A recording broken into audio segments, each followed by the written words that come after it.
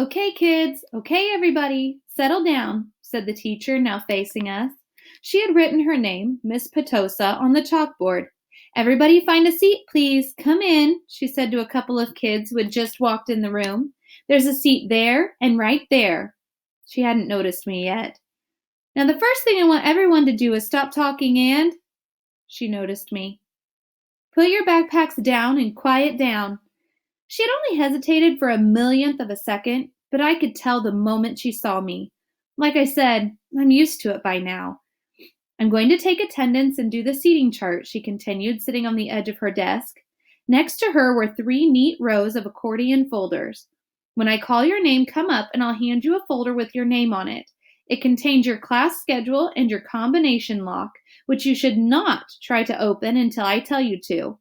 Your locker number is written on the class schedule. Be forewarned that some lockers are not right outside this class, but down the hall. And before anyone even thinks of asking, no, you cannot switch lockers, and you can't switch locks. Then, if there's time at the end of this period, we're all going to get to know each other a little better, okay? Okay. She picked up the clipboard on her desk and started reading the names out loud. Okay, so Julian Albans, she said, looking up. Julian raised his hand and said, here, at the same time. Hi, Julian, she said, making a note on her seating chart. She picked up the very first folder and held it out toward him. Come pick it up, she said, kind of no nonsense. He got up and took it from her. Zimina Chin? She handed a folder to each kid as she read off the names. As she went down the list, I noticed that the seat next to me was the only one still empty, even though there were 2 kids sitting at one desk just a few seats away. When she called the name of one of them, a big kid named Henry Joplin, who already looked like a teenager, she said, Henry, there's an empty desk right over there. Why don't you take that seat, okay? She handed him his folder and pointed to the desk next to mine. Although I didn't look at him directly, I could tell Henry did not want to move next to me, just by the way he dragged his backpack on the floor as he came over, like he was moving in slow motion. Then he plopped his backpack up really high on the right side of the desk so it was kind of like a wall between his desk and mine. Maya Markowitz, Miss Petosa was saying. Here, said a girl about 4 desks down from me. Miles Norrie? Here, said the kid that had been sitting with Henry Joplin. As he walked back to his desk, I saw him shoot Henry a poor you look.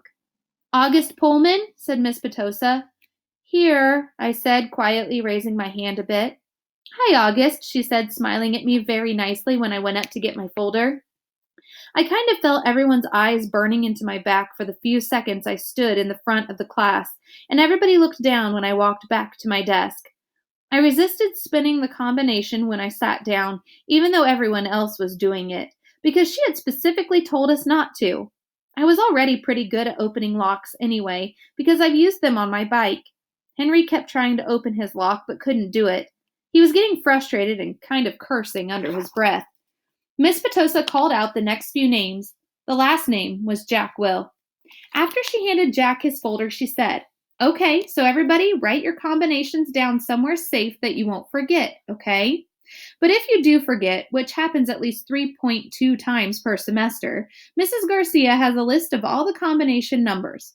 Now, go ahead, take your locks out of your folders and spend a couple of minutes practicing how to open them, though I know some of you went ahead and did that anyway. She was looking at Henry when she said that.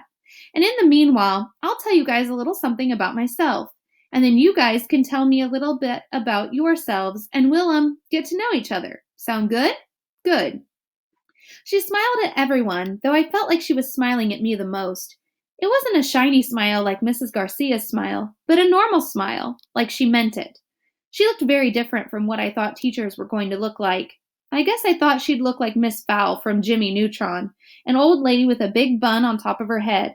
But in fact, she looked exactly like Mon Mothma from Star Wars Episode 6, hair cut kind of like a boy's and a big white shirt kind of like a tunic.